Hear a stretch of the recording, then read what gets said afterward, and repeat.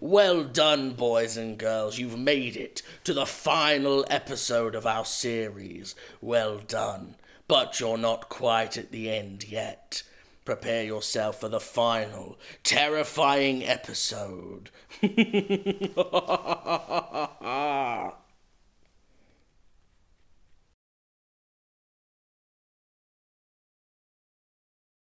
As a scholar and a historian of the 1800s, John had thought this would be the best way, although illegal in 2018, to resolve their problem.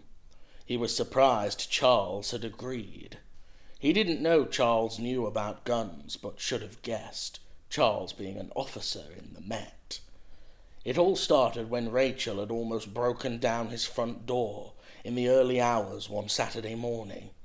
He'd pulled the door open and she'd stumbled in, mascara running down her face. He took his stepsister into the kitchen and made some tea. "What happened, Rach?" he'd asked. She explained how Charles had forced himself on her, raping her.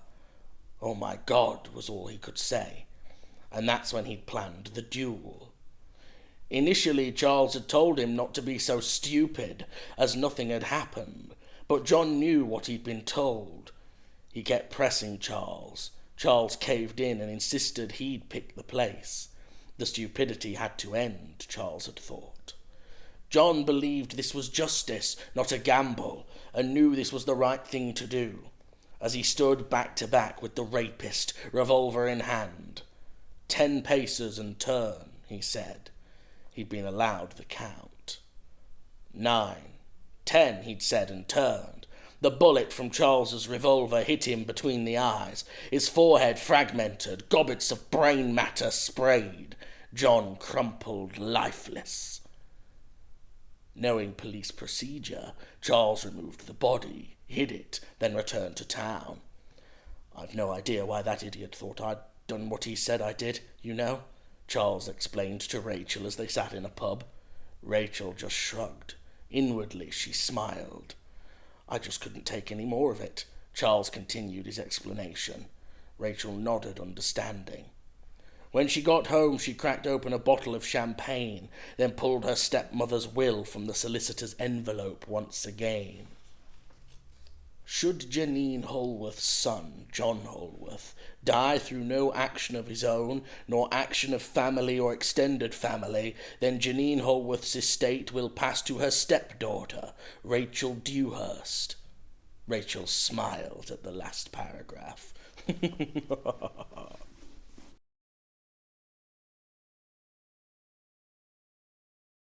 Eve sat opposite Adrian for the first time in a while. She rubbed her knuckles hard enough for him to hear her fingers click. He knew she was furious. Every time she invited him to the cafe, he knew it wasn't ever just for light-hearted conversation. "So what's the deal, Adrian?" she asked. "The deal," he replied. "The promises, or lack of keeping them." Adrian blinked in surrender. The waitress came over and took their orders, a welcome break. They both ordered the same thing they always had when they were together. Some things never changed, although Adrian noticed she was still wearing her wedding ring. "I was overrun at work. I couldn't get away to even warn you about it," he pleaded. "So you just left our son outside the school for an hour in the rain?" she shot. Adrian held his hands up and shook his head. "He got home safe, right?" he said. "Because of Steph, Matthew's mum. And that's only because she lives opposite the school. You know it was the only thing I had to trust you with on a Friday when I attempted to do something else in my life." Adrian started to hesitate and shift in his seat. He then reached into his jacket pocket and pulled out a small bag of marijuana and threw it down on the table. Eve's eyes widened and she snatched it away, hiding it just before the waitress came back to set their meals down. The The woman eyed her wearily, to which Eve just responded by smiling. "It's funny how you can keep some promises," said Eve. After breakfast, Adrian paid the bill and stepped outside with her. "Thanks for breakfast, but I promise you won't be seeing your son if you try that again," she threatened. Adrian let her walk off and turned back into the cafe to speak to the waitress. "You saw that, right?" he asked her. She stood, unsure what to respond. "It's okay. I need a witness for social services to step in. She has my kids, and I promise to protect them."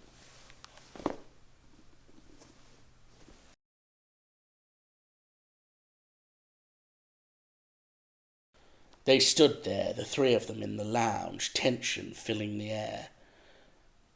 "How long has this been going on?" David looked at his wife, Gemma. His arms were held tightly by his side, hands balled into fists. Gemma's face flushed red, and her mouth went as dry as sandpaper. She glanced over at Andrew, who didn't look back but seemed calm, a thin smile on his face. "What?" David stared at Gemma, his deep blue eyes holding her attention trance-like, awaiting a response. "David, it's not what you think." Her long blonde hair fell across her shoulders in ringlets. "Don't treat me like a fool," he snarled. "I know what's happening here." He ran his fingers through his jet black hair, pulling it away from his eyes.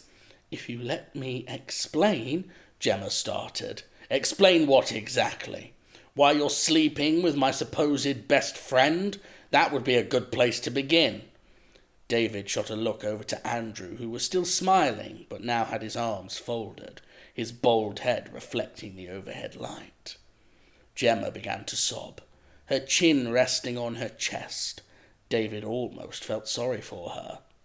Almost. "You're away so much, and Andrew was so kind to me." She lifted her head. "I didn't mean it to happen. We just went for a drink one night and, well, one thing led to another." She shrugged her narrow shoulders and wiped her eyes with a tissue. David could barely hold back his rage. "How long?" "Long enough to know that we are meant for each other." Andrew had unfolded his arms and went to comfort Gemma. "You're supposed to be my friend. How could you do this to me? Your job has become more important than Gemma. That's why you're losing her. I just happened to be in the right place at the right time to pick up the pieces." A coldness ran through David as he watched his wife being comforted. He reached his hand into his pocket and pulled out the gun with 3 bullets loaded. He took careful aim.